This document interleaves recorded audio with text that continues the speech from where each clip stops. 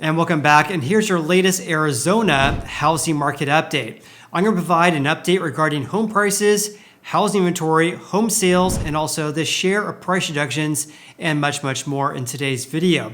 So I have a lot to share in today's video. Let's go ahead and dive right in.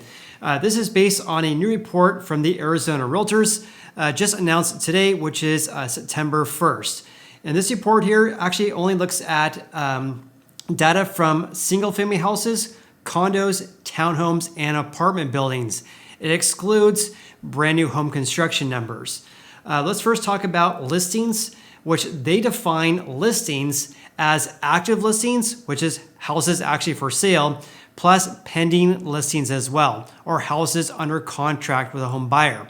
So these numbers right here are a little bit more inflated compared to altosresearch.com, which only looks at houses actually for sale here.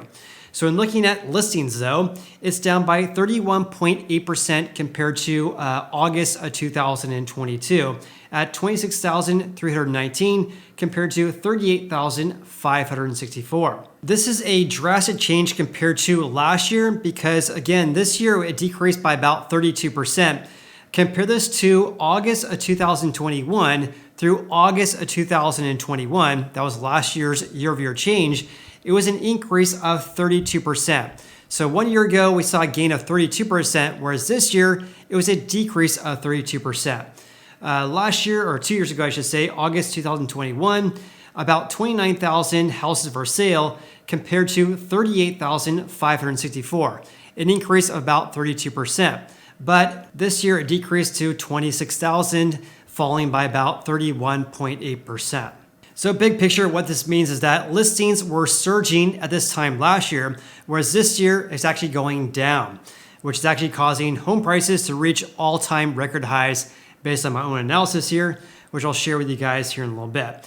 One thing I do want to mention regarding listings here, in my personal opinion, it's much better to look at houses actually for sale and to exclude pending home sales. So in looking at altosresearch.com, not that, this right here, altosresearch.com for inventory. For the 7 days ended August 25th, there was just under 12,000 homes actually for sale. Compare this to 1 year ago, it was 19,513. This means we have approximately 40% fewer homes for sale compared to 1 year ago. Compare this to a 32% decrease that the Arizona Realtors Association is reporting here. Also, something you guys should be aware of as well is that at, what was this at? 11,742. Of course, this is much higher or much lower compared to last year's levels, but at nearly 12,000, this is much lower compared to the end of August 2019, when at that time there was 23,510. This means we still have approximately 50% fewer homes for sale compared to pre-COVID levels. Let's also talk about the number of closed home sales in the Arizona housing market, because that decreased by 13.5% compared to August of 2022. This is actually worse than the year-over-year change that was reported in their previous report from a month ago, because in July 2022 through July 2023, closed home sales decreased by 9.8%. Now it's down by 13.5% this August. That's number one. But also when comparing levels 2 years ago, in August 2021, there was just over 12,000 closed home sales. This means we have approximately 37% fewer closed home sales compared to just 2 years ago. The Realtors Association in Arizona also noted that the median sold price statewide was $384,626. By my analysis, that is a new all-time record high by a long shot, in fact, because the previous all-time record high was set back in March of 2022. Now it's up by 4.3% compared to the previous all-time record high. On top of that, prices increased by 14.1% compared to 1 year ago. When looking at the changes over the previous 3 years though, this is pretty astonishing here because the median sold price in Arizona has now increased a whopping 54% compared to August of 2020. Because this report only provides year-over-year changes over the past 3 years, I actually made this nerdy Excel spreadsheet right here when looking at changes over the past a year and a half approximately.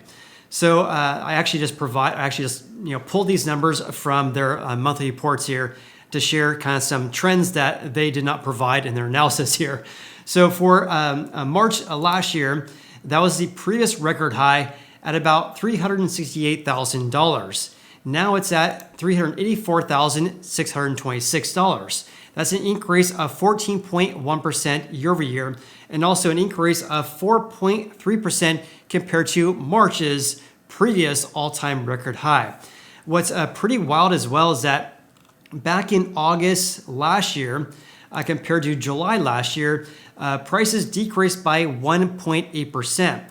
Whereas this year, on a month-over-month basis, compared to July 2 months ago, prices have increased now by 7.4%. So how wild is that? In one single month, the median sold price in the state increased by 7.4%, going to a new all-time record high when rates are around 7% right now. In fact, average 30-year fixed rates for mortgages, of course, have been at or above 7% ever since late July this year. But despite that, we've reached a new all-time record high in Arizona. I also want to share the month supply as well, because for August is at 3.22 months. That's a decrease of 5% from 12 months ago. 12 months ago, by the way, the month supply was 3.26 months. Now it's at 3.22 months. Therefore, the month supply is roughly on par with last year's averages as well. I also want to provide the share of price reductions as well in Arizona, according to altosresearch.com, because the share of price drops, at least for the 7 days ended August 25th, the most recent data we have from them, is at approximately 40%. Compare this to the nation's average. The average share of price reductions is at 36%. So in Arizona, slightly above the statewide average. And by the way, at 40%, this means that approximately 4 of every 10 houses for sale statewide have reduced their asking price. That's what the 40% share means, which happens to be much lower compared to this time 12 months ago when the share was 53%. This is so much different this year compared to last year. Look at this. The trough last year was set back in early March when the share price drops was roughly 19%. But by the time we hit late August, it surged to about 53%. So more than doubling in less than 12 months. Whereas this year, during that same time frame, we went from 43.5% in early March this year. Now it has decreased to 39.5%. Much different than the giant gains we saw last year. One thing I do want to add, though, is that even though the share price drops now is much lower compared to a year ago, it's still higher compared to pre-pandemic levels, because back in August of 2019, the share was about 35%. And also back in 2018, the share was around 37%. Let's also talk about how fast or how slow houses are selling in Arizona, because according to altosresearch.com, days in the market is about 49 days. This is the time frame when you list your home for sale until you accept an offer from a home buyer. And it only records when the house actually closes. So when the sale is actually finalized here. So days in the market is at 49 days over the previous 7 days.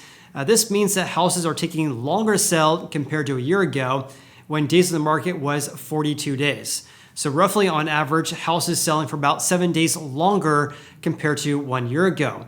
But at 49 days, this is still lower than the 56 days we saw back in August of 2019, and also lower than the 56 days we saw in the first week of September of 2018. Also, just like the share price drops were skyrocketing last year, this year days in the market hasn't really changed very much. Let's look at the changes from January last year through this year. So the first week last year, days in the market was 42 days.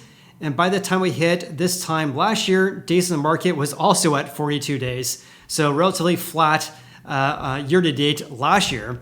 Whereas this year, Days in the market for the first week this year was 77 days. Now it's only 49 days. This means, of course, that it's taking about 28 days faster to sell a house compared to the first week this year, whereas last year it was relatively flat compared to the start of last year.